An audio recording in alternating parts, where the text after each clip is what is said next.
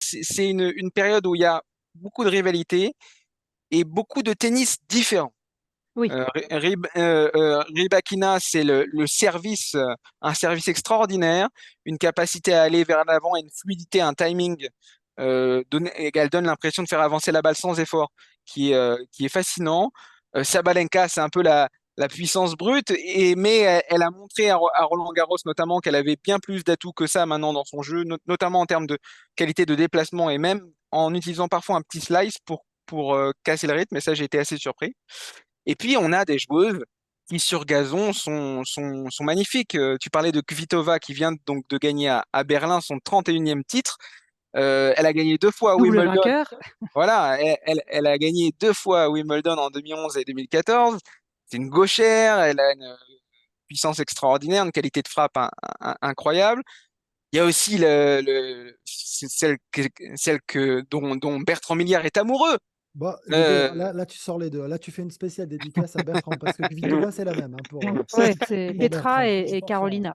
Oui, mais c'est pas les mêmes. C'est pas les mêmes. On l'a vu en finale de Roland-Garros, toute la variété du jeu de Mourova, cette capacité à aller au filet, à changer de rythme, un petit jeu à la Roger Federer avec un revers à deux mains, certes, c'est vrai, mais il y a quelque chose comme ça. Il y a de l'inventivité, de la créativité.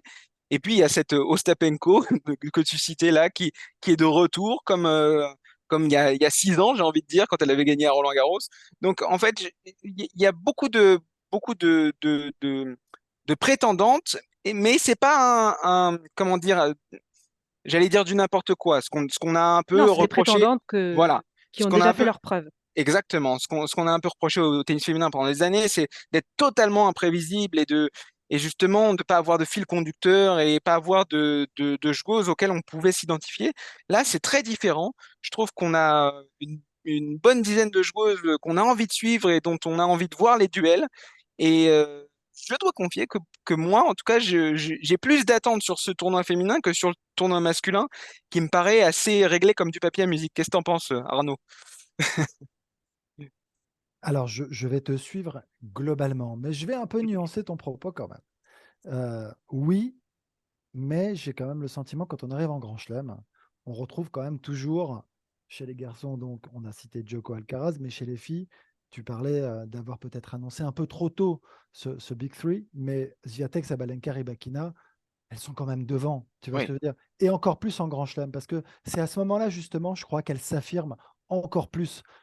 Et on sait que c'est dans ces moments que les grands champions, les grandes championnes arrivent à élever leur niveau au moment important, elles sont plus présentes, parce que c'est l'objectif, et qu'on a beau aujourd'hui débattre des tournois qui préparent les grands chelems, c'est pas la même histoire, c'est pas la même chose. Aujourd'hui, on est là pour marquer, pour écrire l'histoire, pour gagner des grands chelems. Et chez les filles, une Swiatek, je pense que c'est ça. Une Sabalenka, c'est en train de le devenir. Une Rybakina aussi à sa manière. Donc après, en effet, les autres en ont déjà gagné. Tu as cité un Kvitova, Krejcikova. Enfin, je veux dire, tout ça, ce sont des grands noms déjà du tennis féminin. Elles ont déjà gagné des grands chelems. Il y en a d'autres.